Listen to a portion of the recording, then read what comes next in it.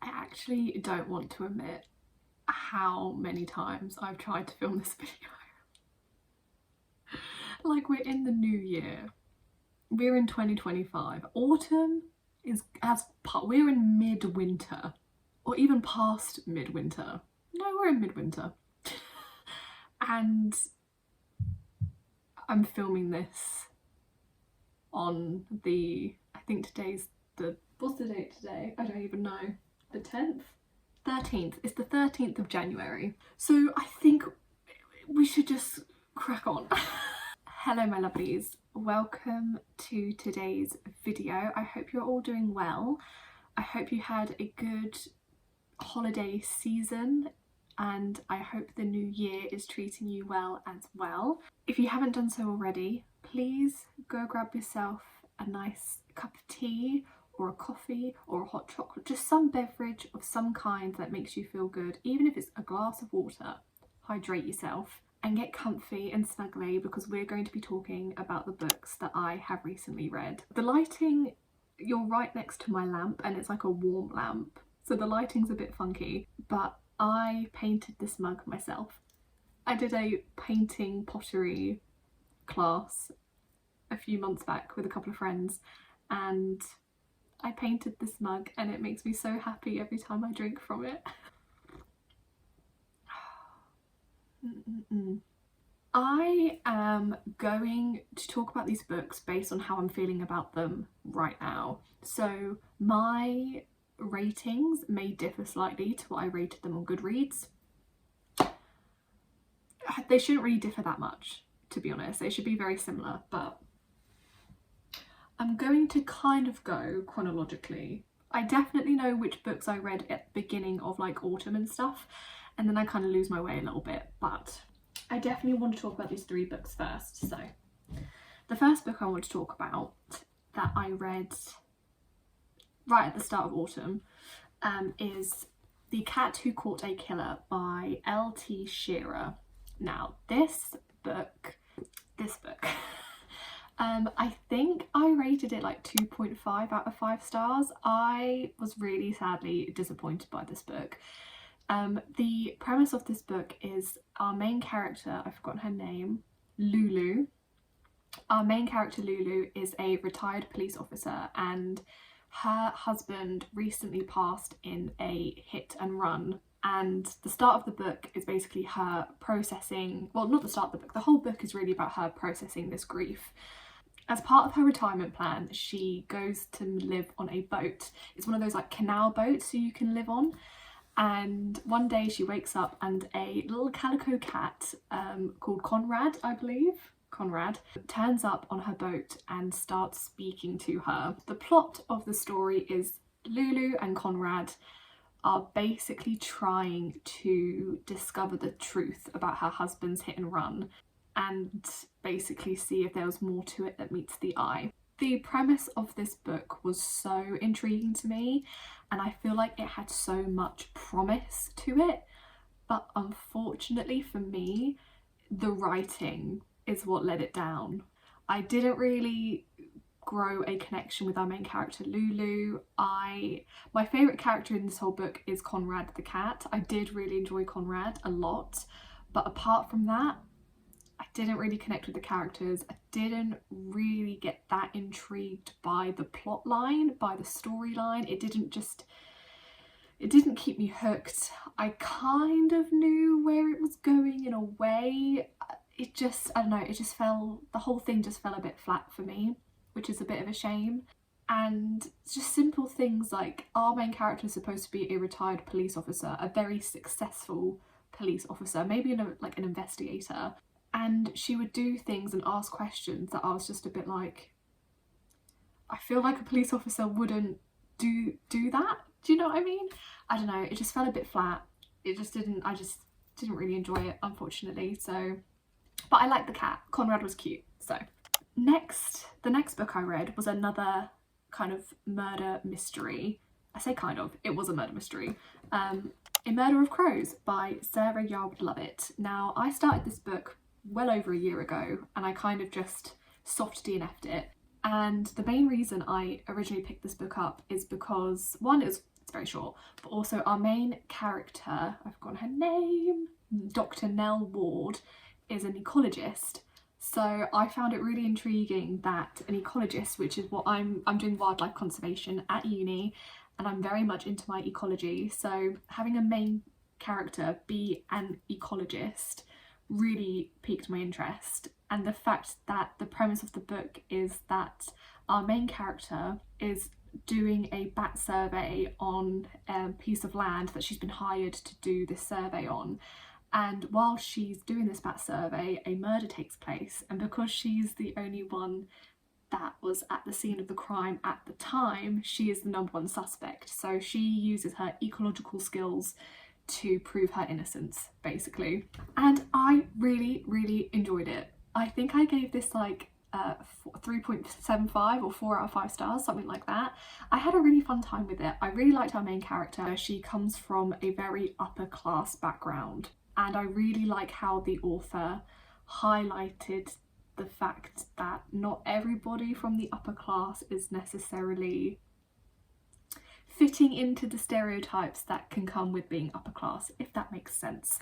There was basically a lot more to this book than just the murder case that takes place. There is a lot of depth to the characters, the relationships as well that grow within this book. I feel like a lot happens in this book, and it's not a big book at all. I really liked the writing style, especially compared to The Cat That Caught the Killer or A Cat That Caught the Killer. The writing styles, it just goes to show that like you don't need to write loads to write a good book. I really, really enjoyed it. It's a kind of classic Agatha Christie, Poirot, murder mystery-esque story, love triangle, which I was not expecting in the slightest. So having this kind of sub-romance plot took me by surprise. I was not expecting that whatsoever. Yeah, it was just a good, fun read, and I'm really looking forward to reading more. I have the next 2 books in the series, and I think she's just published the next 3. So I'm intrigued to see where it goes. Yeah, I enjoyed it. I'd recommend it. It's so good. Okay, so the next book that I want to talk about, I actually did a reading vlog on. It was the last video I did actually, and in that video I read Ninth House by Leigh Bardugo. Now this is was my first step into dark academia and kind of venturing into a new genre. I definitely wanted to go with an author that I knew I enjoyed. Now I've read The Six of Crows duology, beautiful duology, one of my favourite duologies of all time. I have read the Shadow and Bone trilogy, not my favourite, not as good as the duology, but I was very well aware that I do enjoy Leigh Bardugo's writing. So I'd heard pretty good things about this, and I heard it was kind of a good entry dark academia book, so that's why I went with it. So I think I rated this 4 out of 5 stars. Again, really, really enjoyed it. I had quite a fun time reading it. It took me a little bit to get into the story and to kind of wrap my head around where it was going and the kind of magic system that Leigh Bardugo introduces into this book. But once you kind of get your head around it, it's so easy to follow, it's so easy to understand. I was intrigued pretty much through the whole thing. I really liked our main character, Galaxy. Their name Galaxy, or Alex as she likes to be called. I really like the personal journey she goes on and that we see her go on as well. And the plot kept me intrigued and entertained throughout the whole thing. The fact that this is set at Harvard is really interesting as well. Yeah, like with any dark academia, again, there is murder. There is a murder plot in this book. I would say look up trigger warnings, because there are some topics that are explored in this book that can be quite triggering. I definitely found them quite hard to read at times, and I think this is why maybe dark academia might not be my thing, because from what I've heard, this is relatively light for a dark academia book. So, and I don't want to say I struggled, but I don't think I could go any deeper than what this book explored. yeah, I do intend to continue with the series. I know Hellbent is already out, which is the second one. I don't know if there's going to be more. I don't know if this is a duology or if it's a trilogy, a series. I don't actually know, but I'm definitely intrigued to see where the story goes. The next book I want to talk about is The Only DNF, but it's a soft DNF. I do fully intend to pick this book back up at some point and to give it another go. I just think at the time I was trying to read it, it just wasn't what I wanted or needed. So it's not that I wasn't enjoying it, I just wasn't fully engaged. And that is One Dark Window by Rachel Gillig. Now, hear me out.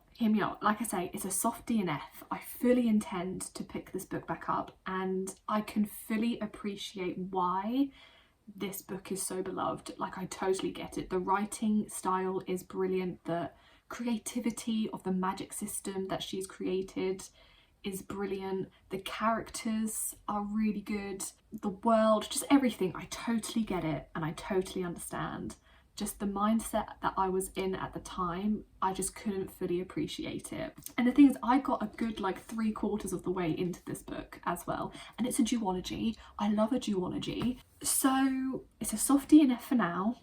I will be picking it back up at some point when I know I can fully appreciate it. But if I had to rank it or rate it on what I'd already read, it's definitely sitting in the 4 to 5 star realm. Next. The next book I'm going to talk about was such an anticipated read for me. Emily Wilde's Map of the Other Lands.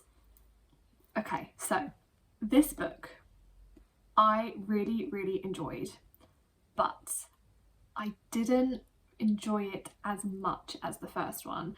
I think I rated this maybe 4 stars or a 3.75. Like, I still really enjoyed it, and I loved the fact that I could revisit my characters that I love. I love Emily, I love Wendell. I love Wendell so much, and I love the growth between their relationship in this book as well. The romance is romancing in this book and I loved it. However, I think one of the reasons why I loved the first book is because I loved the side characters as well, whereas in this book I didn't connect to the side characters as much. I think the only character that I generally had a bit of a connection with was Emily's niece, and I've forgotten her name and I feel really bad. Ariadne, that's it. I really liked Ariadne's character. I thought she was like a fun, I don't know, I think she brought some more flavour. She brought things to the book. Emily's character, because Emily's kind of socially inept, essentially, in a way, Ariadne is the opposite of Emily, so she kind of balances Emily out a little bit. But there were a couple of other characters in this book that I just was like, not really fussed. Didn't like, we're reading about this plot line about trying to find this missing professor, and I just didn't really care about it. I more just wanted scenes between Emily and Wendell, if I'm being completely honest. I still really enjoyed it. I loved the adventure that they went on. I just have such a fun time when I read these books, and I cannot wait for the 3rd book to come out. So then, the next book, I just showed it.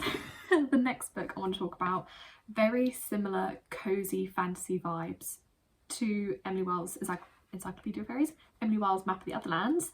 That is Legends and Lattes by Travis Baldree. 4 out of 5 stars. Again, this was just exactly what I needed when I needed it. Cozy fantasy, low stakes, there's a romance plot in it, you know, very character driven, which sometimes you just need a character driven book. You really just need to connect with characters instead of having like intense heavy plot lines that you have to follow and remember certain things. Like, sometimes you just want to read about a magical rat that can cook pastries. Do you know what I mean? I loved every single character in this book. Every single character, I loved them. I was rooting for them in whatever it is what they were doing, even though it was just simple. The plot is so simple and it was just so gentle on the brain. Such a lovely, light-hearted read. Definitely recommend it at any time of the year, really. at any time of the year, I think you could read this. But one thing that I did do, I went into my local Waterstones and I went to their cafe.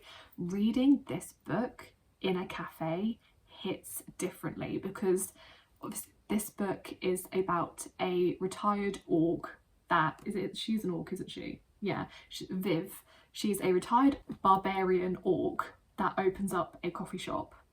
So you get these descriptions of coffee and pastries, and reading that while in a coffee shop, 10 out of 10 would recommend. It's a great experience.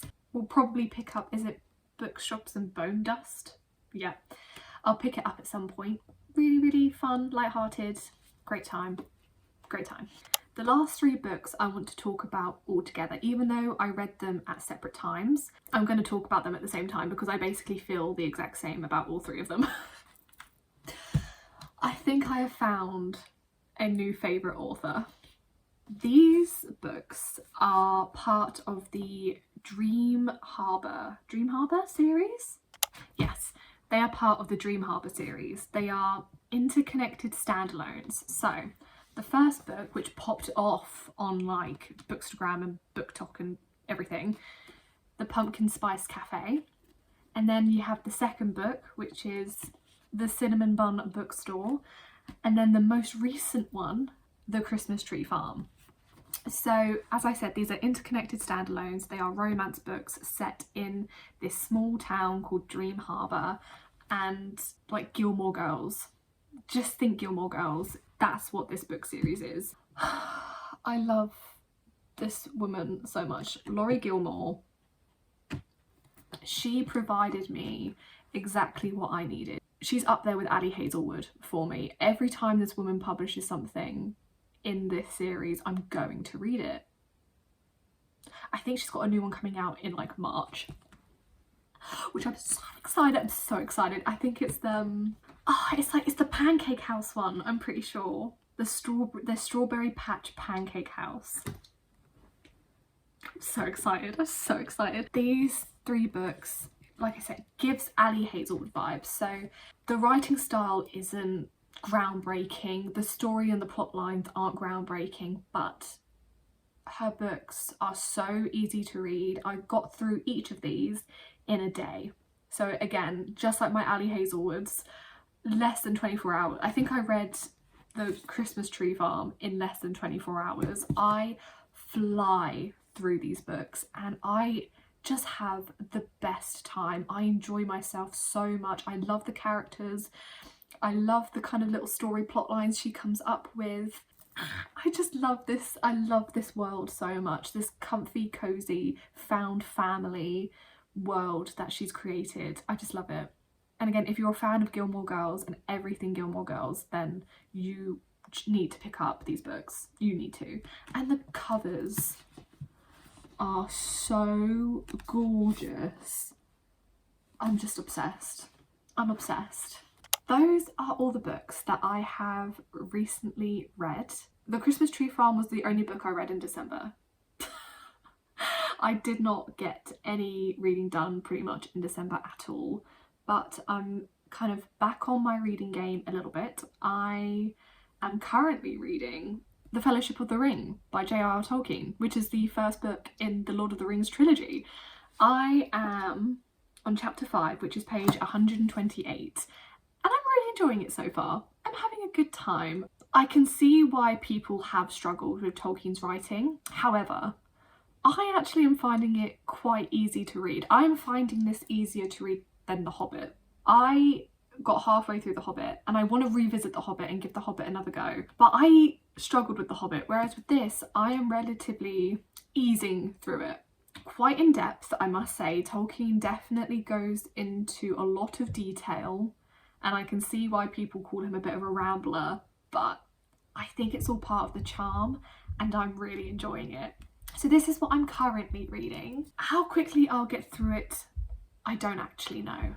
I think one of my goals this year is I really want to expand my reading genres. I want to read some more non-fiction and I want to read some more is it contemporary? I don't know, just like general fiction, I think is what it's called. I want to read some more general fiction. So I have got some books lined up that I do plan to read, but I very much struggle to read multiple books at one time. So it very much depends how quickly I get through The Lord of the Rings. That's my reading wrap up for you. I've had a good time, and I'm hoping 2025 will bring some more good reads. I am hopeful and I'm excited for what is ahead, and I hope you are as well.